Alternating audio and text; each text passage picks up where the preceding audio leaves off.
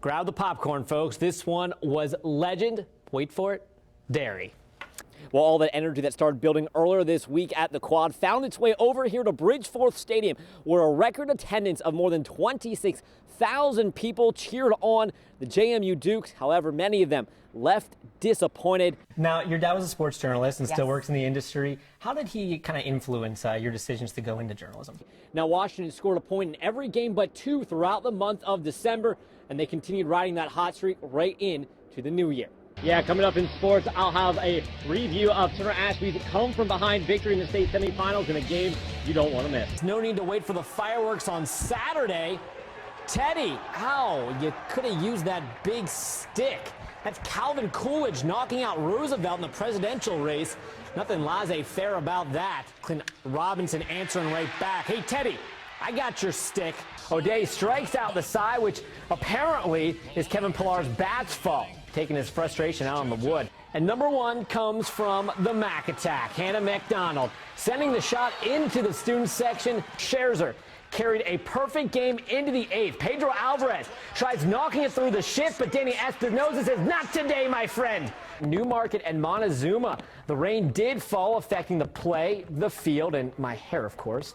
Head coach Robert Castro joins me. Coach, you've outscored your opponents by 97 so far, but off camera you said this has been no cruise. Now, all summer long we heard about how good this rushing attack was going to be. We finally got to see it tonight on the field. Carden Jones grabbing many people's attention. 14 carries, 125 yards, and a touchdown. 21-3 in the third quarter. Deshaun Jackson, the best in the game at tracking the deep ball, comes back to it and beats two Bills defenders for a 77-yard touchdown. Since coming to the league, Jackson leads the NFL in touchdowns of 50 yards or more. Practice 1 of 15 is in the books now for James Madison football, who will take the Bridgeforth Stadium 14 more times before the spring football game culminates on April 25th. Well, I think we should start hanging our own signs in the newsroom, just our own inspirational quotes just everywhere. To help us through the day. Exactly. Of course, you know, inspiration. The Redskins certainly inspiring their fans today. Washington with its best performance of the year. Cousins throws 4 touchdowns in a New Orleans beatdown. Those highlights are ahead.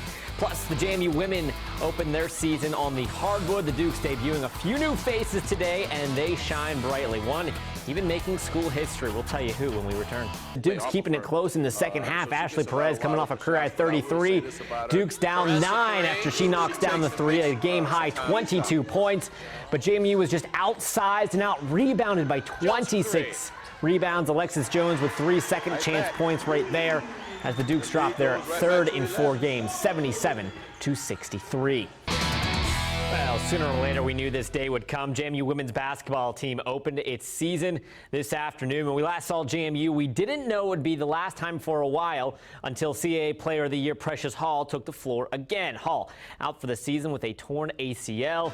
Longwood in town this afternoon to take on Jasmine Gwathmey and the Dukes. JMU coming off back-to-back conference titles, and Jazz had it going from the tip.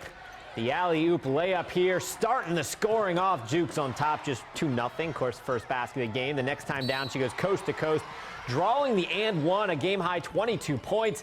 Senior guard Angela Mickens added 13 of her own on 11 shots. That bucket made it 16-0. But the story here, JMU's freshmen, especially Savannah Felgemacher, 17 points, 12 rebounds for the freshman. The first Duke with an opening day double-double in the Kenny Brooks era. In the second half, Gwathmey going back to work. It's 75-26 now. JMU rolls 88-30. Coach, how about those new faces? You know, they did some really good things, but they also did some things where they just don't know yet. And it's just going to be game experience before they get there. And we understand that. We know they're going to make some mistakes, but they also are so talented that they are going to be able to help us in a lot of different ways. It was very exciting, but my goal was to go out there and, you know, better for the team. It was the goal to win. We play together, and my double-double helped that, but that wasn't my goal. My goal was to win, and we managed that as a team. Well, the Bee Gees couldn't be prouder as Washington has managed to stay alive in the NFC East race despite an uneven season so far. 30 points one week, 10 the next. Hasn't exactly equated to a ton of wins, but with the Saints in town, Washington hoped to feast on the league's worst defense, and they did. Jordan Reed here making good off play action. He scored twice on the day in just 3 receptions. It's 7-0 Skins. Then Washington up 14-7 when Brandon Cooks finds his own second touchdown. 60 yards downfield for the score. Saints keeping it close, but like they have all year long, Washington's defense makes good adjustments, not surrendering a point the rest of the way. So when Matt Jones goes 78 yards here on a screen, it's a dagger. Nobody will catch him now. He's at the 20, the 10, into the end zone. Washington beats up the Saints 47-14. Hey, Jay Gruden, you like that? These guys really have been playing hard all season long. You can see their effort.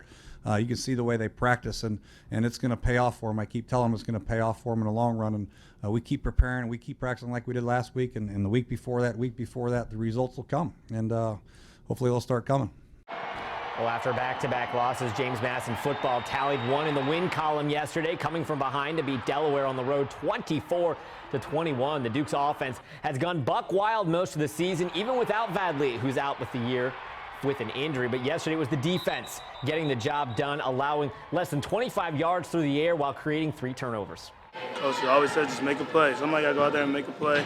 And we need to get the ball back to the offense because we know when the offense has the ball, they can be dangerous, they can be explosive. So our job is to fight for our brothers and get the ball back to the offense.